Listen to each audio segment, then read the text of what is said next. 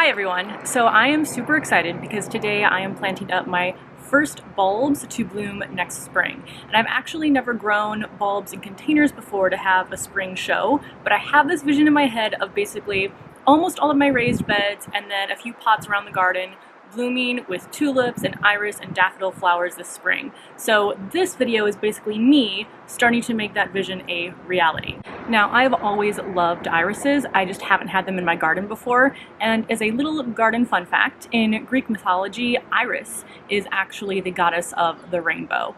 So I'm really excited to have these in the garden, planting them up in the fall for a nice show in early spring, and I have two varieties that I'm going to plant. Now, in general, there are actually two different types overall of irises. So there are bearded irises, which is what both of these are, and then there are crested irises.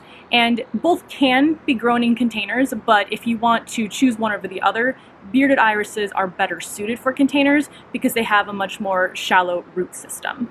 Now, as far as the specific varieties that I'm growing, I have the tags saved here because there's no way I would remember them off the top of my head. But this one is the Victoria Falls Reblooming Bearded Iris. And then this other one is the Obsidian Bearded Iris. And I got both of these from Spring Hill Nursery. They were mailed to me about a week ago, and I've been storing them just in a cool, dry place in the basement until I was ready to pot them up, which I am right now. So let's first talk a little bit about when the best time is to go ahead and plant your iris bulbs. And they're technically rhizomes, but I'm going to be calling them bulbs probably throughout the majority of this video. But essentially, it's going to depend on your growing zone, obviously, the best time to plant your irises. So I am in Chicago, which is growing zone 5, sometimes leaning towards 6. But what you want to do is wait for your average nighttime temperatures to dip down into the 50s, maybe the 40s. So right now in Chicago, we're mid-September, our daily highs are about 70, and then we're dipping down into the high 50s overnight. So now is the perfect time. These are a little bit different than tulips. So tulips you can plant pretty much as late as you want, as long as you can work the soil.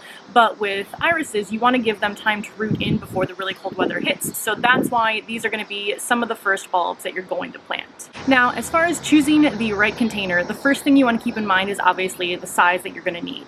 So you want to look for a container that either holds at least 2 gallons worth of soil or has a diameter of about 12 inches, which is what these two pots right here are. And the irises will start to spread and you'll have to divide them eventually, so they're not going to live in these containers forever, but look for something that meets those size requirements when you're first planting your iris bulbs. Also, you want to think about material. Now, really, I think you can grow them in any sort of container material, but they are plants that like a little bit more drainage, so I would err towards something that's a bit more porous, so something like a grow bag, or in this case, I'm using terracotta pots, something that's not going to hold on to water since drainage is going to be really important for growing irises. After you've chosen your container type, the next step is to fill it with potting soil. So I have a potting soil here that's made more towards cactus plants and other plants that like a little bit more drainage. So that's the potting soil I'm using. It has a little bit more perlite than some other varieties.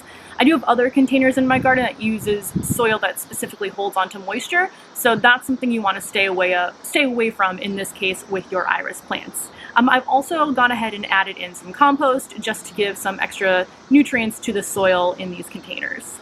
Alright, so now what we're going to do is go ahead and get these planted. So I'm going to bring you up a little bit closer just to get a better look at the iris bulb as I'm planting it. So this is a closer look at the iris rhizome. And rhizomes are a lot like bare root plants. So they're actually like swollen stems that develop a root system down here, and they're basically propagations from a mature plant. So there's a few different parts of the rhizome that you want to be familiar with. So this right here is the actual rhizome. This is where the plant's going to store nutrients and water. And this is the part that you also want to leave a little bit uncovered because it really likes to be baked in the sun. So this is the rhizome. This right here is the growth. So this is what's going to be sticking out of the pot and where the iris is going to grow. And then down here, these are the roots. So we're going to bury all of the roots, a little bit of the rhizome, leaving the top exposed, and then the growth is what's going to stick out of the pot. So let's go ahead and get this potted up. Okay, so we're ready to pot up the rhizome. So what I'm going to do is dig a hole, and this has pretty long roots, so I'm going to want to dig the hole deep enough to get those roots covered. So digging in here. Let's see if that's deep enough. That looks pretty good. I'm going to also try to fan the roots out a little bit in the pot so that they're not all clustered together. And then go ahead and cover it up. Now I think, looking at this, I could stand to add a little bit more soil around this so that there's a little bit higher level of soil in here. So I'm going to grab some extra soil and then layer that in, but again, still making sure that I'm leaving the top of this rhizome exposed.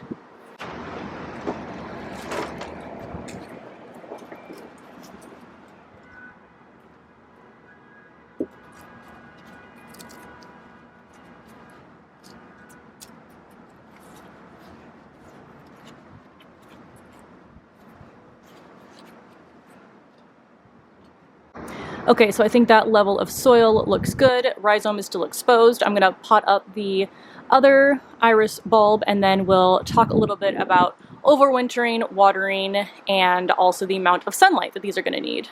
So now that they are planted up, I am going to go ahead and water them, but you want to be careful that you don't overwater these plants. Again, they like to have a good amount of drainage, so I'm going to give them a thorough watering right now, and then you're really not going to want to water these until like the top 3 inches of soil are dry, which you can just go ahead and check with your finger. So make sure, do not overwater these plants, which again is something I have been guilty of in the past, but I'm going to make sure that I do this correctly. Now for overwintering, the irises do need to be exposed to cold in order for them to start to grow next year. So I am planning on leaving them just outside in their containers on the deck garden for the winter. The only thing that I might do is if we happen to have another polar vortex where it's going to be negative 30 degrees Fahrenheit, I will either move them into the garage, or I have a plan to build a little temporary greenhouse on the back deck and then put a little space heater in there. Again, if I do end up doing that, I will take you along with me, but that way if I do need to move any plants in there, or there are some plants I'm gonna plan to store in there all winter, then I can just pop these in there if the temperature is going to get way too cold and might do some damage to these. And then the last thing is sunlight as far as what the plants are gonna need. Irises like full sun, so if there's 2 things that iris plants need, it's full sun and good drainage. And again, the rhizome is going to bake in the sun and really love it. It's going to give them enough power and nutrients in order to grow to their full potential. So you can grow them in slightly shady areas, they just won't bloom as much or be as vibrant as they would be with full sun. So try to put these in as full sun a sun spot as possible. Full sun of spot? You know what I'm trying to say. A few other things to keep in mind. There are some pests that will bother the iris plants. There are iris borers that you want to look out for, things like fungal disease as well. So I'll just be keeping an eye on these like I would the rest of the plants in my garden. I tend to check almost every day, just going around and looking for pests, but I tend to treat the plants about once a week just to make sure that there isn't any large infestations that are going to happen in my garden. And then the final thing I want to go over is dividing. I mentioned this a little bit earlier, but irises do spread and divide, so they're not going to be happy in this container forever. Now, because this is on kind of the smaller side of the scale, so this is just 12 inches, I'll probably check in 2 years and then potentially divide them and then plant the other rhizomes in separate containers, or I might actually plant some of these in the ground in our parkway, but I'm not sure if we actually get enough sunlight there, so that's still up in the air. So that is going to be everything for today. I am super excited to see how the garden looks this spring, and of course I will take you with me and show you how all the plants look when they're in full bloom. Like I said, these are the first bulbs I'm planting, so I'm also planning to plant some tulips and daffodils, and I'll show you those as well because those I'm actually going to plant in the raised beds that I have. But thank you so much for watching, and I will see you in the next video.